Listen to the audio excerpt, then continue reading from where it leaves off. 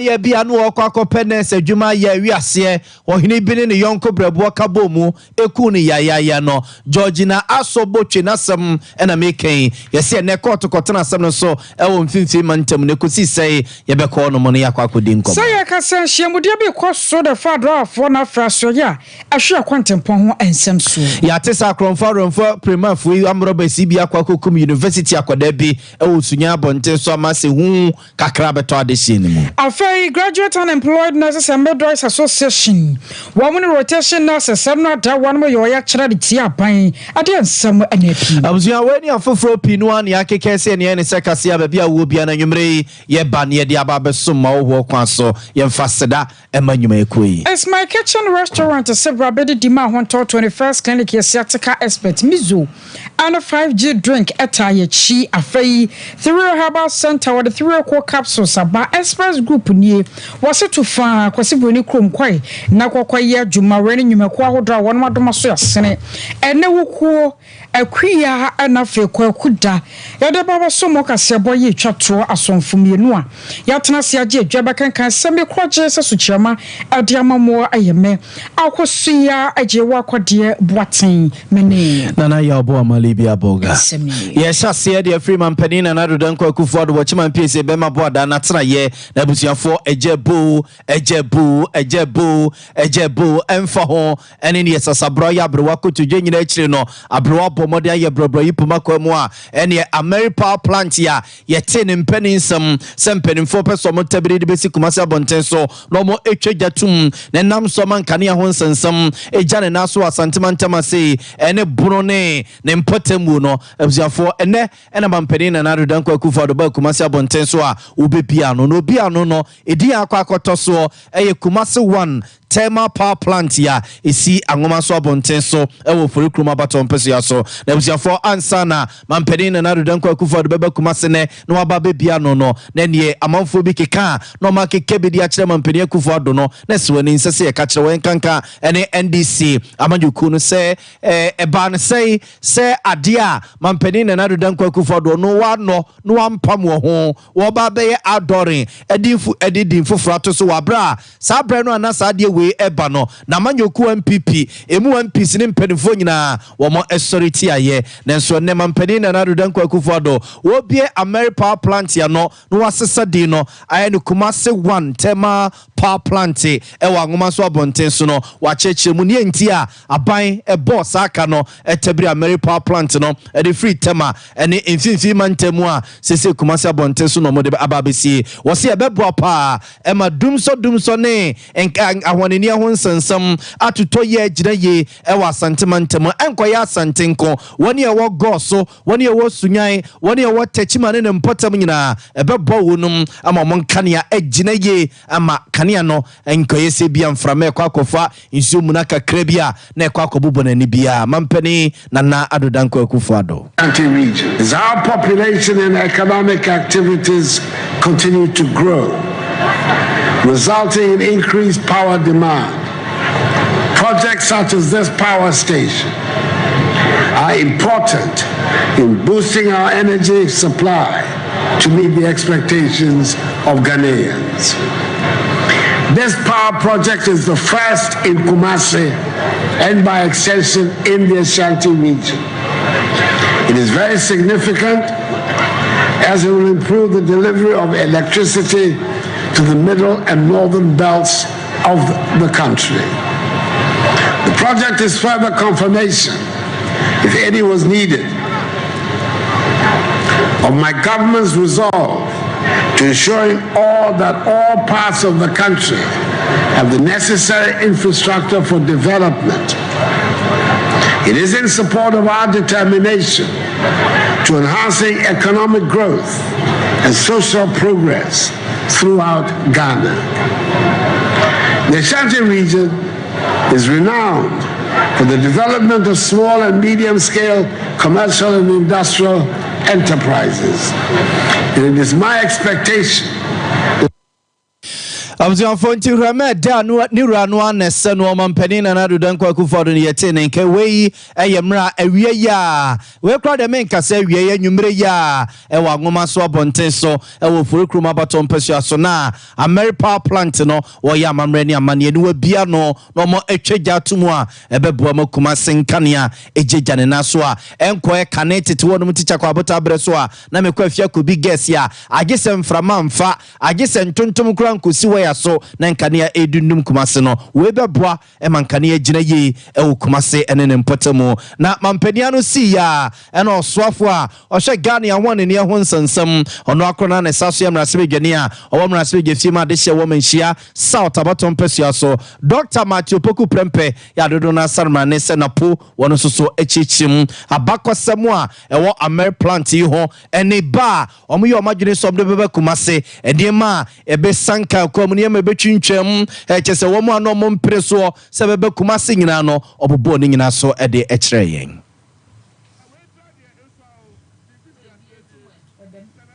Ushwa chingo wa chia ane faha asasia agoma so ni mpanyifo ade ama aban a yesi ya bekani energy no 800 megawatts mempa ebo abebo ande se na nado dan kwa akufo ado na diga asoi na ni suade ehui a na wa beti hui asadifo ba ye ne asadifo ba shira di monyam ama aba ye betuei na nado dan kwa akufo ado party no asadifo aka se osi ade your party dia yedemu na ye dai ko putio omo mu ka bi ni nyina sabe ekwa koye se aye mpu etwa ne adidi atem adeta na nado dan kwa akufo ado abaye wo asantemem no kre onya asanteni enso so enye obi bi ni obi bi de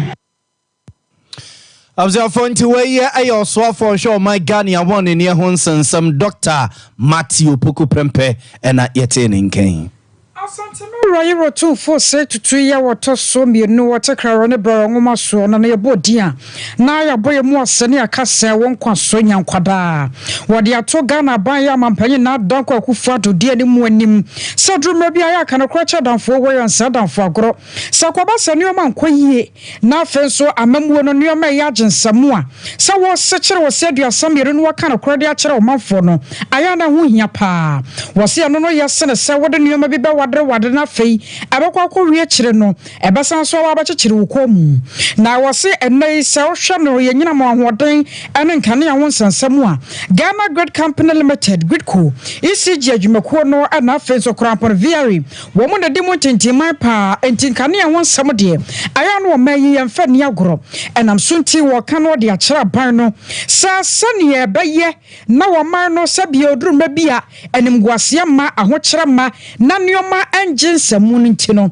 sakwaba se abanyumaku atesa no wormo se ya gene ewo wo mu dwumadi ahodro won mu die mu a aban na wese wobeto nsa ade afre ankrankra ma won so aba beka ho bi na won mabo sa nyumaku ni nyina chidom akwaba no sa no a ebeboa mo man ne kyekere no atumi awie mu die asantemera otufo se tutu ya wotosumienu. Agree with you that government should be looking at policies instead of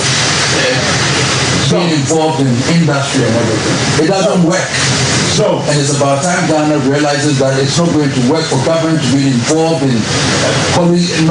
setting up companies and all those things. It doesn't work. Government should be contained with policies, and then private sector should be involved in setting up industries and everything. It works that way, and therefore you can attract more investment to come to the country, and it creates more employment. DRA and others are all government establishment. Let's give it out and diverse to public sector, private sector, and then we inject money in there. And get the right people to do it. Gridco and others and all are all for private sector. Let's give them the money, get the qualified people, diverse government from it, and let them do it.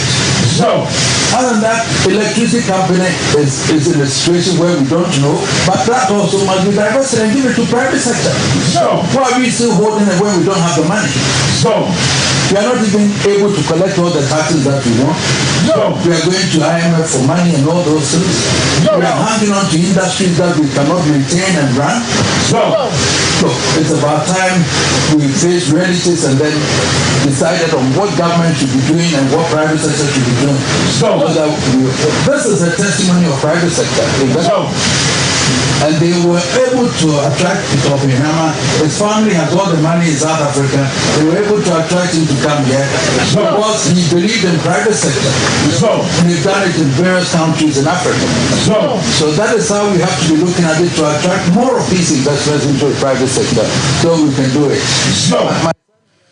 I was your warrior, Santimer Rairo 2 say to 2 year or so me no what the sun when you not to Jawabra. Now what power natural gas pipeline want to my nada Ayajansa energy 1 month sano Juma. And what you know was so for your show man what they want some so you are Matthew Opoku Prempe, one of the Kakra Esoso. The benefits of this project is not seen but today, but very soon.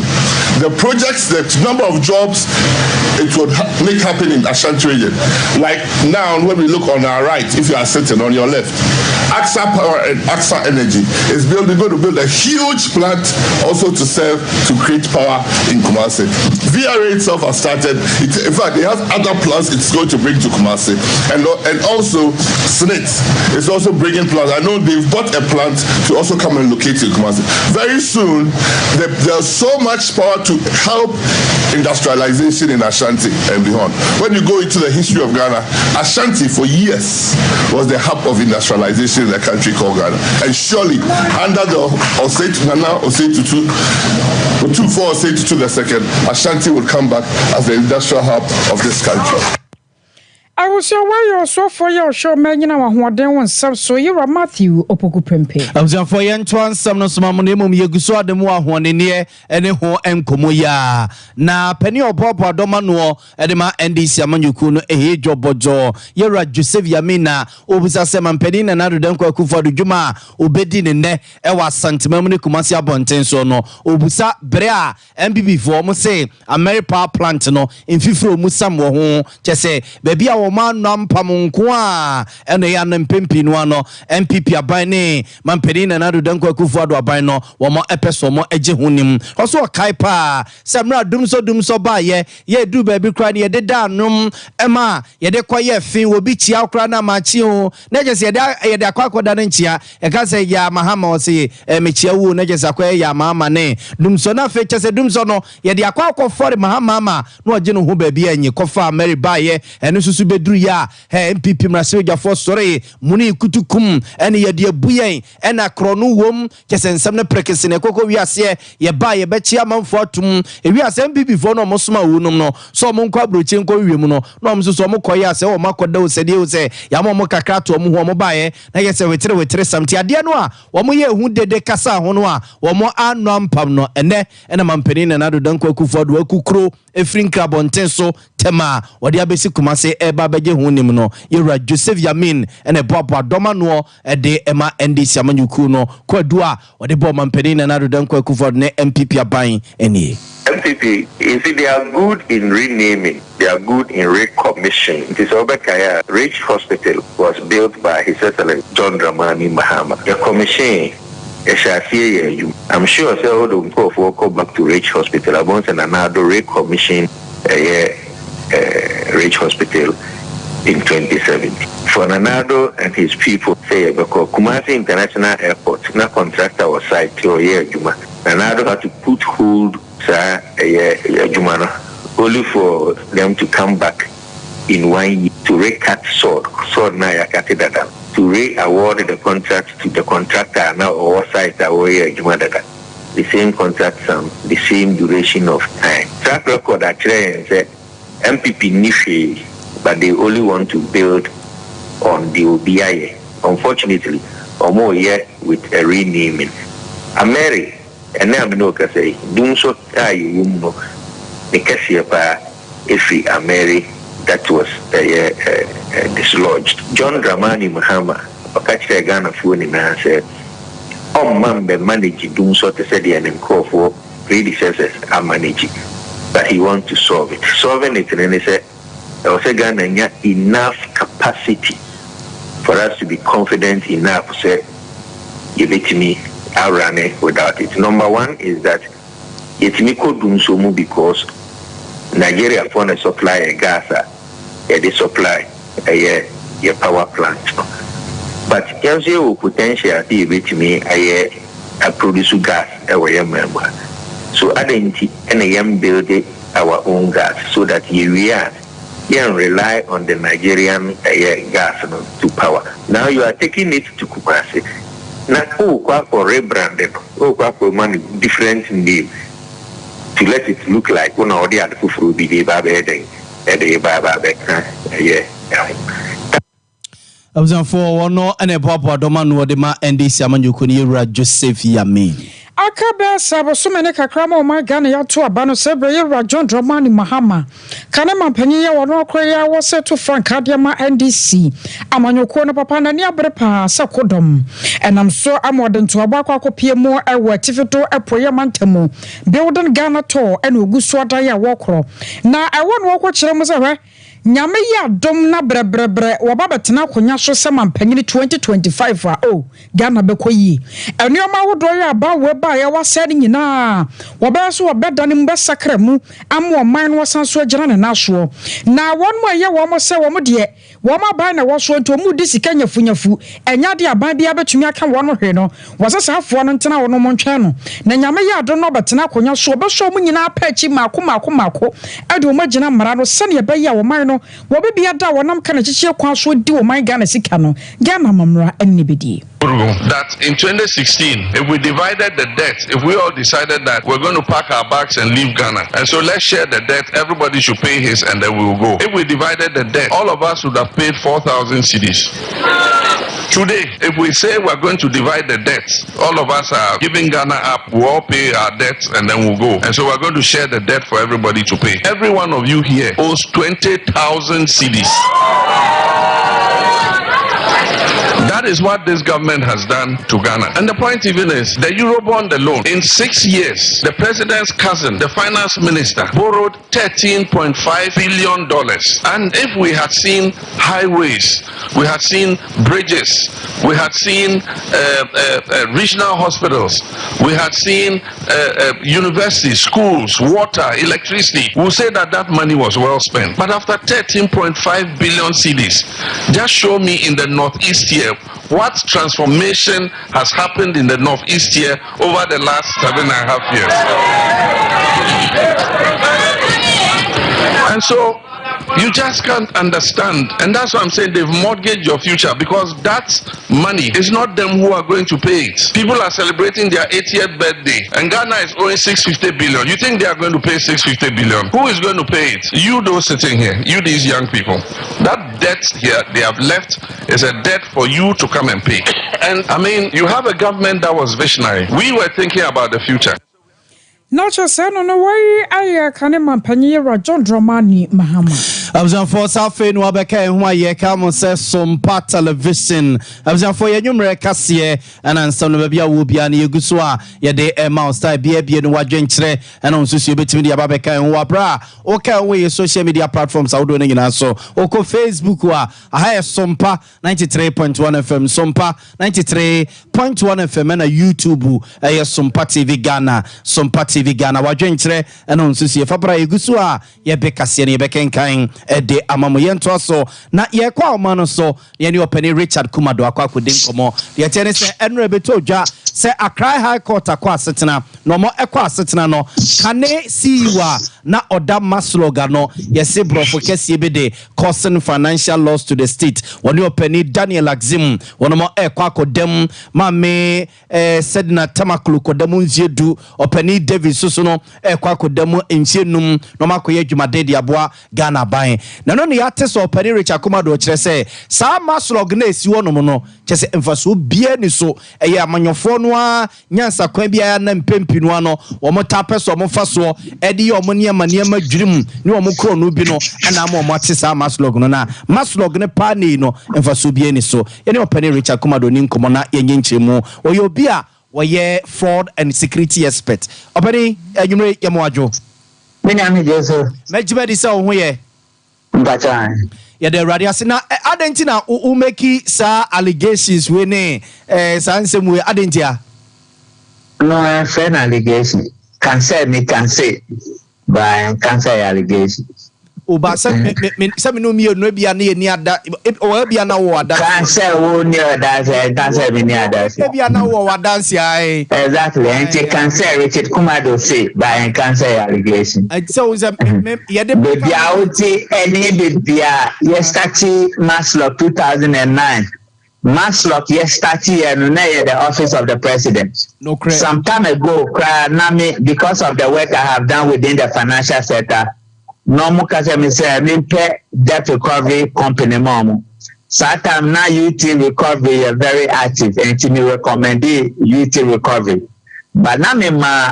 some recommendation as a suggestion say we share the structure of the Maslow initiative is very brilliant. By implementation now to say money laundering. Now implementation of the way I am implementing the money has never been getting there. Now you don't need a soothsayer prophet to see. We share the list of Omomuji loan, our Maslow. You will see hundreds of top politicians there. That is why we are where we are today. They sentenced them 10 years into imprisonment. And say a cobase bia mampeni anase penny be ba ho no mo setunufo a enka be recommend say Maslow yen collapse na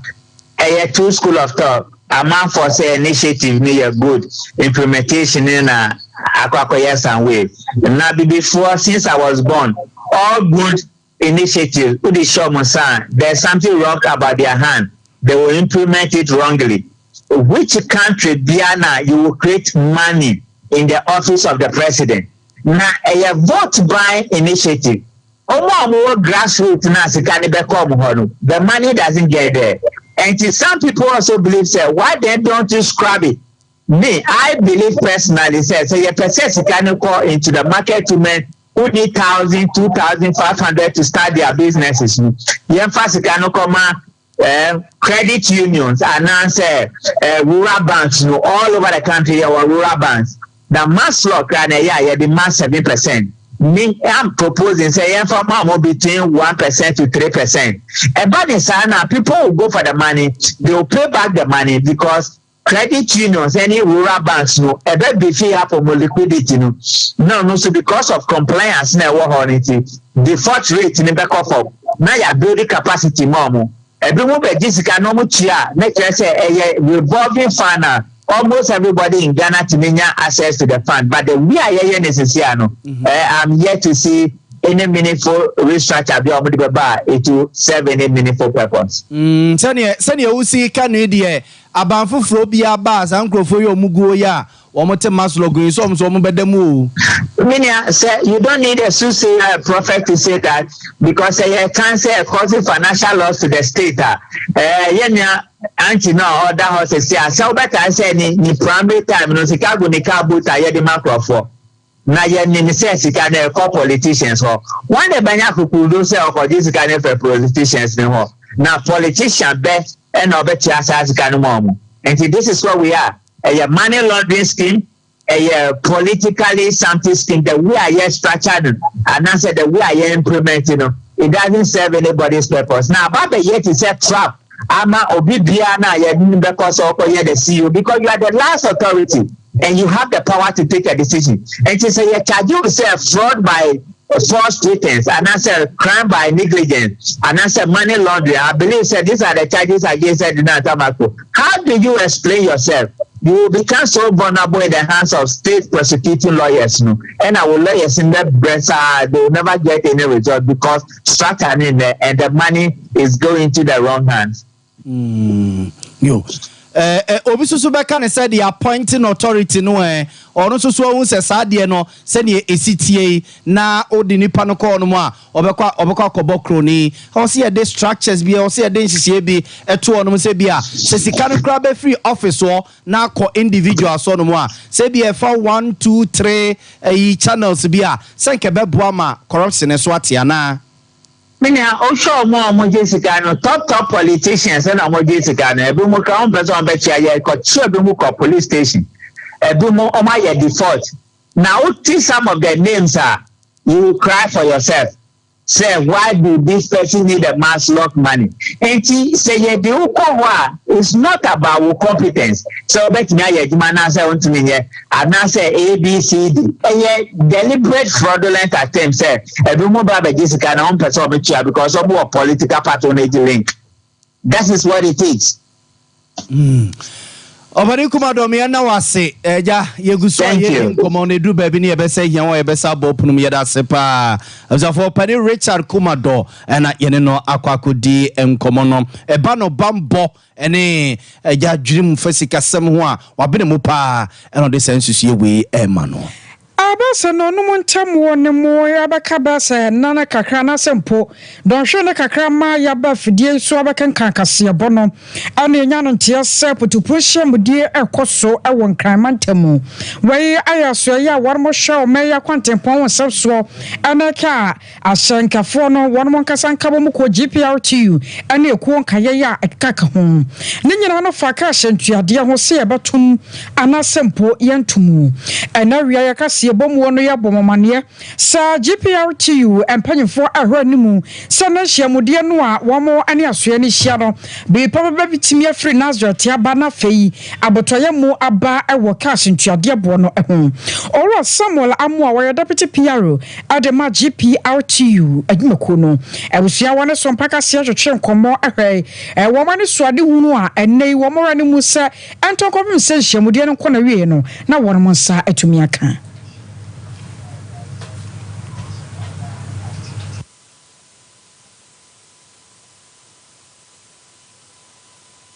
Timia kwa kushiano. January is 20%. And yes, 20% January no. Sa proposal ne da ministry meeting so that ye tunu da ye kan win some ye hwe nim senka nti ase be ye adwuma na ye de 20% na ahya ase. Eno ne kurekure ma fango bo no so sai epije ni. Na diesel so ya agina 14 cities 80%. Kwa ni nim say the next pricing window na samba be pije bi. Nti say fango bo na sai epije ni mu be dia kwa kudu no. Nti na say 20 ni kwa po a January ko propose ye no na ye bi ebesa ba be ka based on the calculation ye no nti me no ka say ye meet ye ko ne no ye ko a ye hwe ni say ye ni ministry ni na be ya adwen ba ko na te ya ma approve ama asenkafo na tina to machine to abom but say ye ko na ka say me ento so ana say bi be tisa de en ye mati me mu fo hwe ni say because en ko si na ya said ya niam akosi ne de ntunu ba na seseti ne ba ade bia ye dika ni transport ministry na dika bi hon komo se de ma hyenkafo bi no de mra hye mo nsem mo to ahyentuabo no ni nyina gina said ya ye ko sha ade ya sifiti January ni etu ya hye da be si sabri na de bia nso niam akwa na ekosoro o se ma menchi obibi o tafache ahye na nam kwa nso no individual so ma hye yu amanto ka ma obia na obi na atiti ni mo bi akobo kanse mbusia na bank busia bi akotoka okoto ni buta ni se odebe ye adwuma timi tua na kafa che wanya mfaso kakra wo so nso obi so wo ha ne de ni se me de minko bi store minko pe skepas mfangu minton na nso minya mfaso mfa bi hwe mi fi me yiri ni mabusia obi so se me de me provision store obi se me peko to omunya business no mo yewu ana obi nso se media kakra na me wo me de kotoka na me nso media ye adwuma se de be ya me nso menya bi de ahwe me fie ni me daache no enti se ko ba ne se me nyina koso hwe de open spare parts no okofa oba se de okọ no aye ton ye okoto no o hwe de no nso de be kan no nso be ton se de be obenya mfaso no wanya bi nso asande akofa e de aba likewise dwumadi bi ana se business bi e wo da na bi asa na ye kono but ye hyenkafo na akoba ne se ko ba ne se niam akosra ne ye de omufi enya abotre ye ntwe ne ye nsi nkonya ye yate ase ye nsi nkonya no nka ye ko ba ko mieni na no no nka ye take decision na ono so no ntumu kakra esele fata no ne ye de ama no se ne be ye adwuma na at the close of the day no wenye sika ni bi de ato fuel wenye bi nso de ato aka ne se obetimi de asiesie no hwe me no ka se ye adwuma na ye no asen passenger fo nyina da asenkafo passenger fo kwa ashenkafo nsem kai se buka na ase nyinaa boa yɛ den enti sɛ kapra na yɛgyegye nkakrakra no ɛno a ne yɛboaboa no a yɛde siesie kaa no nti sɛ kɔba no sɛ yɛyɛ adwuma ne yɛbɔ kaa ɛbɛba no sɛ ne yɛbɛnya sika de atɔ tais agu kaa no ase ɛbɛyɛ bɛn ne yɛtumi asiesie kaa no ma kaa no ayɛ wurudi na wo nso a wɔbadɔfo no woatumi anya de assurance sɛ wonkɔ ɛnyɛ sɛn Abusiawa Samuel Amuano no deputy PR de ma GPRT. Abusiafo Lord Fen komo ya ho ene manso ni meeting a ekosue na enwumre ye bobo ho ye lazy ebutu na ye miem na yaba bedi ngongonsa de ya kiremo na ye kokote ye se adrobafo a wo mo aye adwuma otachima na bonten so wo Bruno East u tachima na asem no ayeka no Bruno East asem ni yeken ye se taxi drivers nyina apaki wo mo ka wo mo so mo nya adwuma bio na nyina aye mframaja reservoir gas wo mo de gas ye adwuma wo mo so mo de petrol mo so mo de diesel ye adwuma no se ya tutu mu ama wo mo eto ayento enti wo ya no wontu ka no ene mpese ne ka ewura hwenenim se no beba be yesus wabra wo kofamu a wonya ka prento petrol ne mpese watimi de bi akwa yesus krama eja wonya kakrate e de akwa etwom mo ni kina enti mo nyina pack wo mo gas na ka nko ena ka mantiama manfo ho ekiri wo no pa o tachimna bonten so and I'm so emo penny Edmond eye yebiel wono ena ye twotwofo penny edema proto akuo no a e wo tachimna bonten so ye no edin komo ema okire nsemu se de kire yen last week and Ashanti nya percentage into 20%. Na the Saturday na when you catch say one chance na nyame adoma omo ka ho asem na Monday nti na e kura na e bisa e say na percentage na ba ya am ka say into if you na aba and the information na nya na say two drivers na concern drivers a percentage na GPIT na omudayo nyina ya no any abano da so negotiations nti ye di tu ya try say na me abom na say Monday bi bra omedi percentage no be bre na ye dia ya aduma don't you kura na enye maye na ye see percentage sa na ade na we so Monday am today Tuesday and Thursday. Somebody very and so there and the 20% to be a dinasa because the beer also true on it as a tuma one take station or two. There's some two TV stations in the same at Kenya. Once I do so pumps to national account.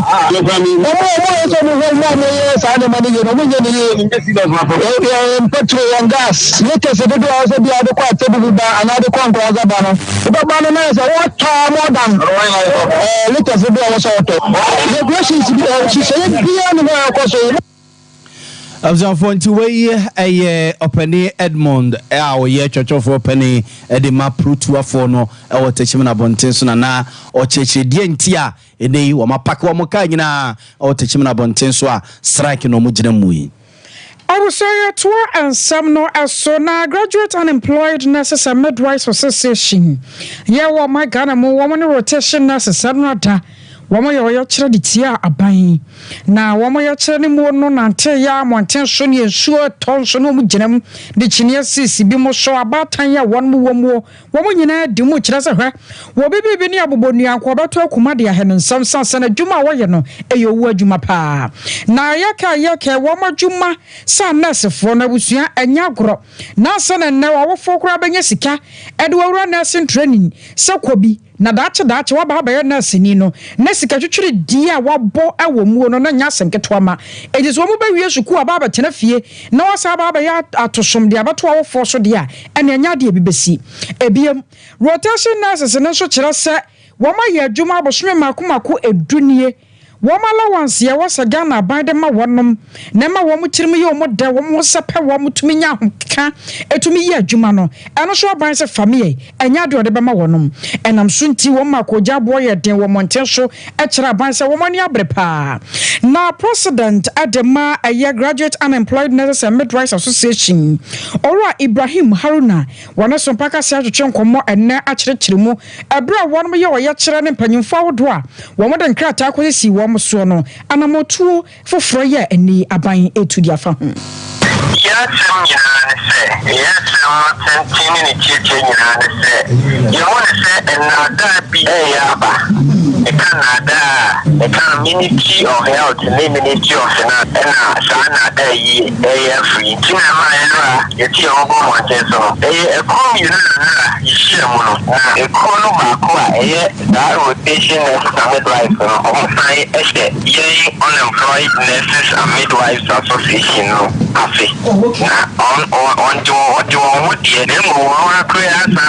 Because unless for midwife for identity every I be a rotation now so a buying and fire. If we are you know, come there and casting. Yeah, you be contracted 20 now. Yeah, you put here now. Assembly, and I'm one Ministry of Health, I mean, Ministry of Finance, and how do I actually? Now, the phone I have very soon because your cassette, your call, no, cassette, the bank of local and very soon. Also, no, if you have no cassette, I'm sure I say very soon. The few years, 7 years. Until 2020, after a few 90 in the post to one can say a camp on our coach, and I'm feeling my own TV. Problem. Now, you need how much money you could need pump. When you be at the confirm a chain, that's a chain, the many affair, and I put you arm about the future into the new one in the had a million profession.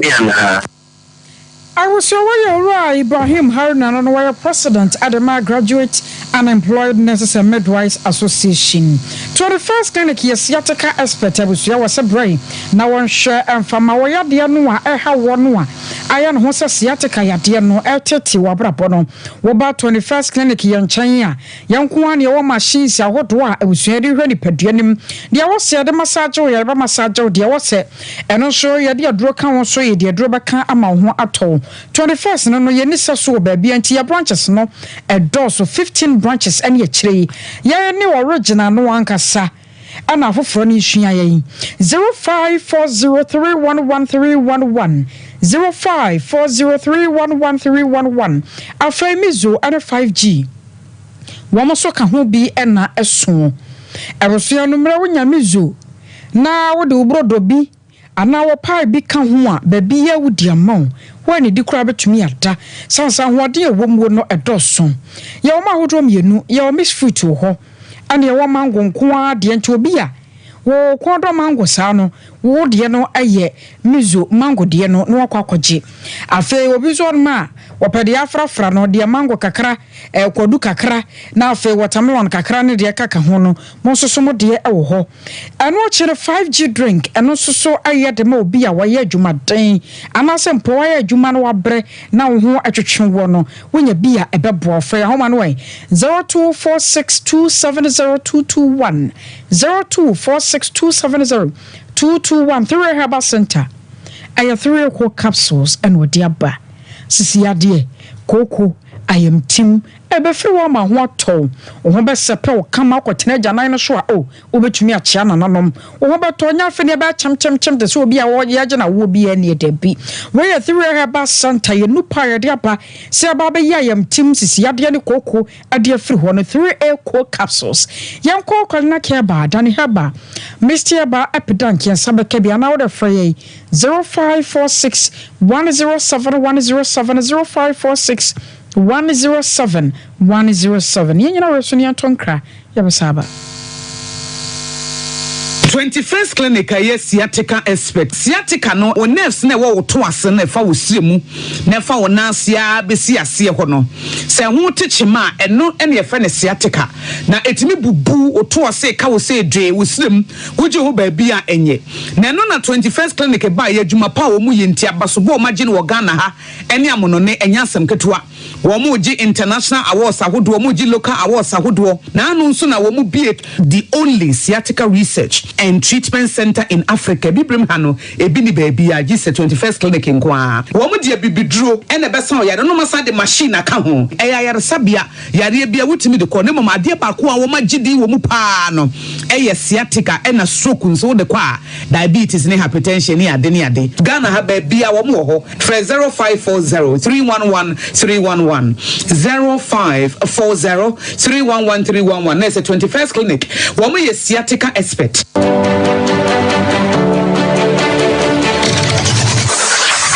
Introducing Mixer 5G Sparkling Drink, a whole new refreshment in a can. Mixer 5G is a tasty non-alcoholic drink. It is a perfect companion for all your events, including parties, weddings, and funerals. It is made with green tea, ginseng, guarana, grapes, and grapefruit. Get refreshed with Mixer 5G Sparkling Drink. For bulk purchases, contact 0246 270 221. This advert is FDA approved.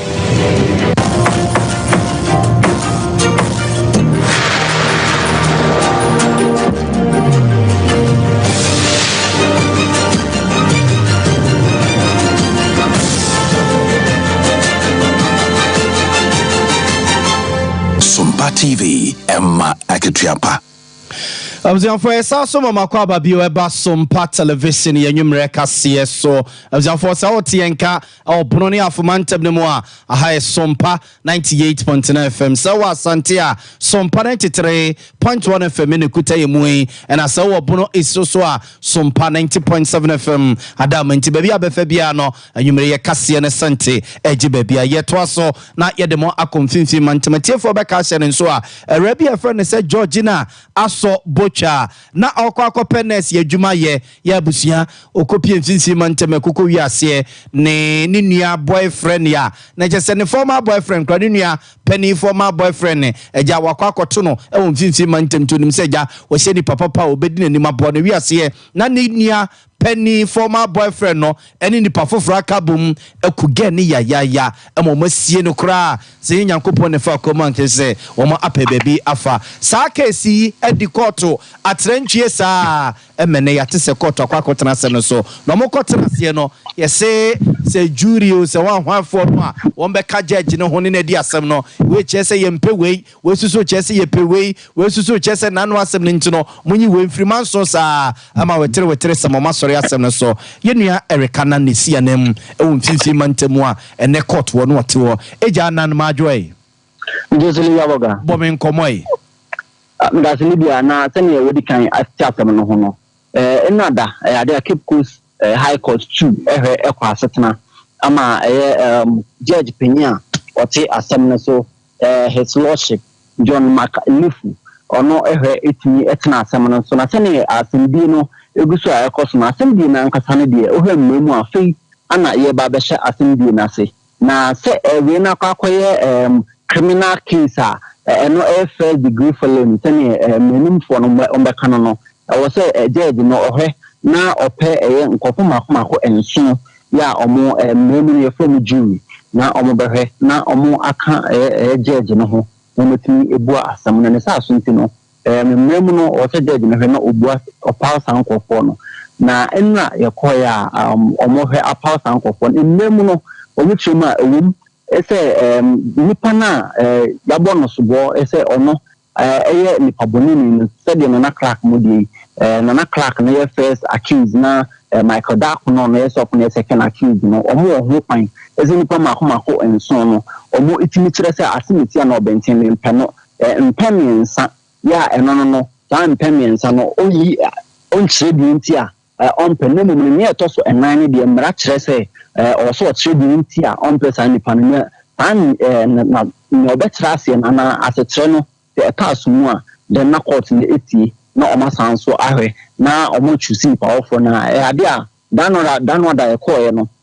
na crack de ochire mu a nkofo makomako enan na ye power nkofo makomako enso a ye power mu no omunina okay with them name no Michael Darko no akwa second accused me so for no ye be we di no ba so okay we me pe no ye be we di also okay we me pe ye be we di also me pe ye be we di also me pe enti na man ni ano wi free no tiri mu a omotena asem ne so a kamia say omo hwe enka asem ni ne sa so ntini judge ne hwe no na ochiri mu asem ye emra no etie no na e wo say yehwe na omo itu asem ne hyeda ochima section 250 of Act 30 of the criminal proceedings no akwanya dia mom no na e wo say ye mom sa constitutional right no na omo kire omo adwenti otu asem no e dia hye na me adoma wo kina say omo komra na omo sama me paw be so fofo say eno no eduru wonom na to omo sanso ejituma omo jituma dia na say omo ahwe ahya asem bi na se na nya ye dia boko do dia bo mu na juu no etinya tena so no ma pintim na bebi amra ne se epatan ye dia tuni mo se ko na se ade a omo me accused no omo sa aka fe ni so mempe no asem esi mempe no bentin mempe na no so ka bi tu ahye da ko pim prensa so eno no na se omo exhausted sa omo constitutional right no ansana omo ahwe etini ahye sa be so for no be ka de no ho no ama yetini bi asem ntino ha legal waga akoye mra ana ye kan kese yemo na ye nhyɛ nantemra na sene de kese efoforo yebo se ede na nipa kese kwan bi so mo akoma dia tunu se asene si de onka ewu no ho na mum no yemo na bi ensɛmɔne na omo sa akoba be ka se ko do de abo mu nyina no omu de bem ho na se asenkofo no mo akoma dia tunu na mra na sa mo ho kwan so no na ono adia tunu se bio we di bɔne no nia nkofo bi so fon e be pa mo matena na atem no so mo tin sa anya tunu se we me pen ntino bibi akoya na asem ntino ya he etu asem no e de akyena me adom a ochena ya de ni me ye tv bosu ye ni da etoso nko esi na me adom a no papa no se ye be he na ya kwakotna no mo libi e ko ye na de ba kwa me share no nso no se won se na crack mo asem no ye shaase no ye de mu na omo improvement ma hanku hanomo ana ye he tibiri omo kokko pie mu nkran improvement mu na ehono mo a omokoye no na ekame say omahusuo no yankanka sofo no kwa na hu se na ne skin color na kama ma ebusuafo no kwa dubebi omotwema no bia so say ekame say nkra hono no mo no atenkofo no ye hwe omo kama obi asebi no di bone no ana eno ba high court asem ne ba high court yi obi free nkran idi omo be pie mu ewo ankafo prison and the hono mo na ye kwa omo na enwa ye koye no ohwe sofo ne color na nkane no wo nkran hono mo na ene yo mo ba be pie mu e wa ankafo be bosu ni no economy ensaso ni tin si ano nyoma pimpim nyoma tin so for skin class ni nka ni ti ay kama no esi nyoma e ko fo mo hon ma ka na esi busuafo na fe na o mu se nkofo no ye show me ni ya o mo fe it is of ni tin si ano and skin color no nyoma e ko fo na busuafo ni tuma so for na fe no mu se a principle na temra e kire se we di nsamone ya o se de na fa emra kwanso ntili de edi sam nechi tene ya hyebo no sompa de aba ti e be so ntini ya be si bia no ye be hwe ti na etiefo nya hwe formaso inti won yati Eric yada se pa koso ade echi de be fra to bia no na yaba wonti aba bagie nua eja nan wona tuyenkra efri mfimfin mantam Ghana by Anamasoya show Marapom Demon Samso ade ambulance odo ne water tanker kwa che Ghana Police Service Makono ane asafo Mako ya ewo my Ghana emu na ewi akire no wo de bi eboanan ekokonfa no che abaya resabia ya wonu che se wenu ya abaya na motu sonko a wo wasan ya baya na asoya edimu wete sa no enuoma enhyada ehihia wonom ebra etiseyemu Dr. Bernard Okoboy wono eyeso for ya wapa no say won share ya pom dimu ensam so ebra mo de nyoma no koye no wasi bibi kakra de twe Forces, the Ghana Police Service, the Governor-Chief Teaching Hospital, and the Tamale Teaching Hospital. But Tamale Teaching Hospital, in addition to the ambulance, will get a water tanker, but they have special needs up north. Sometimes water is a big challenge. Our objectives under UHC roadmap are a universal access to better and efficiently managed quality primary healthcare services. To reduce, I'm happy to say that the Eco-Federal government is committed to strengthening healthcare when it comes to access, fiscal access in terms of infrastructure, when it comes to human resource in terms of employing the requisite numbers, and lastly, when it comes to equipment, building the right working environment when it comes to machinery. We are going to do all this with you, and we believe strongly that together we'll be able to work on having a very healthy population. Ano cheno bantama mrasebo jani Euro Francis asenso boache ya wono gina central so abaya resabia nem na waje wo mo so ambulance kwama won mo no ebusua no so kasa kakra You know, a Land Cruiser. My constituency is many of our communities, peri-urban.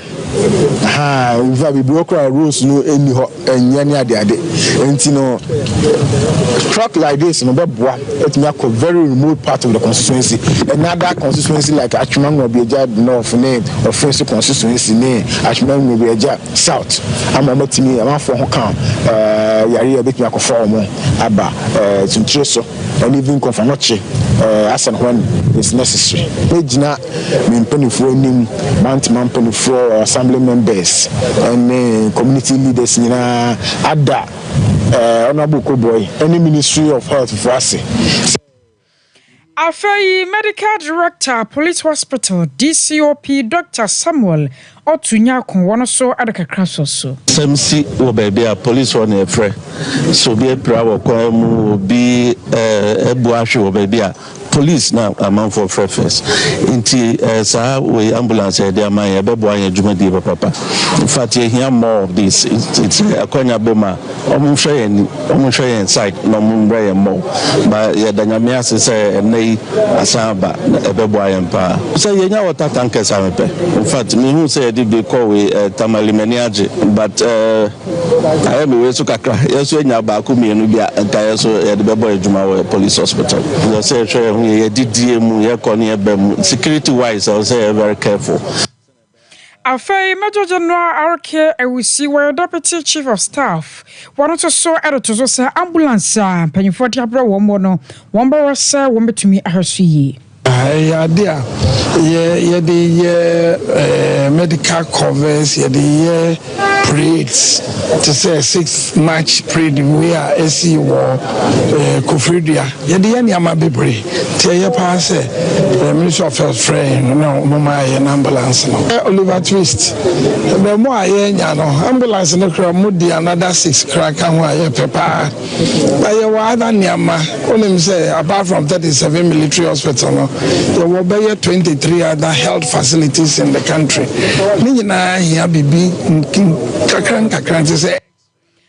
I was your ambulance. I would draw a gun by the quacher and a moonsum and you could see. Yet also now, yet the more Akusunyana Bontins of for University of Energy and Natural Resources and our host among Kra about some performance and Jeff Prosecutor say, Abemo award gentity, Eusia Ponimua, your friend Abdullah Aziz, yes, ya confirm for Preman from Robert CB, Aqua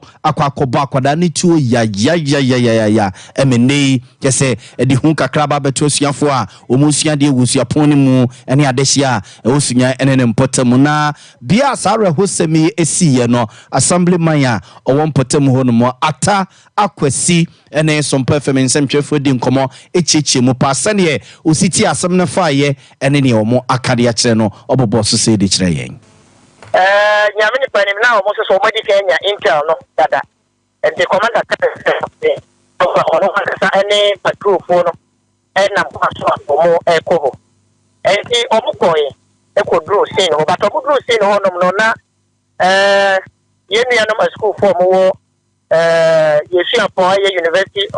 Energy and Natural Resources. You know, Omu Bass, Anna, Conform as Toto, Anna, or more shitty, car, no, I say windscreen and the side screen, car di o damage car no na ebra police for drew ho no so na obia eniho akrofo no bia eniho but emo omukọ anya sukuru na wadirase ekurumu enti news na ya pikie no ekire se moto uyusu moto ana so uyusu ka wudu ho pe no ma stop you na o maje o force na pese ka wo ho so na o maje so yeah that's all my forces so na ya to mo ya so mo do mo take na o maja ho na wo ko na menya ko se o vi aba pa so forma ase como papa de stop focus bi e wo ho omo terrorize amanfo and in fact for the first time no na eyem adwemu na bro ye letter area there BBC de yen TV da na ko ana akase anyway enti enwe ti ko no ba be na me ka so okay sa na tie dia ene wo se me yi police force so asetre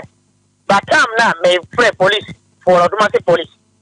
nyame ni panim na o mo so mo di Kenya intel no dada and the commander ono ka ene patrol for no na kwa so mo ko enti omukoye ekodro sin ho but okodro sin ho no na yenu no school for mo yesu upon university energy and natural resources UNE mo pass ko ena ko for astro ko anto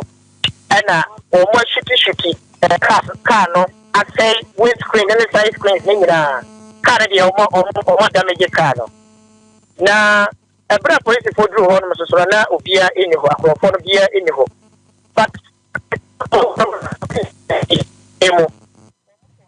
Abzafo nti we assemblyman of one potemon na wo chechire ensem ede echire ye no ye kwaka so na waso de asanketo afiri wo mada awuso ya tete se wona sentam ane wona mo abehu obi de ne ho ka wo abawa ko ba ma no na ade ne ntwia ho se nipa no wotuye se wo ya no dai na ayera ade afiri ho adidi mo amene ni padua saposifo akire wonom ye munum kra de ye de wonom atum ewe wutu breku district court ebra court no ekwasetena this WP also Bempa, one of the Central East Regional Police Commander, what church and some would chance some chofo.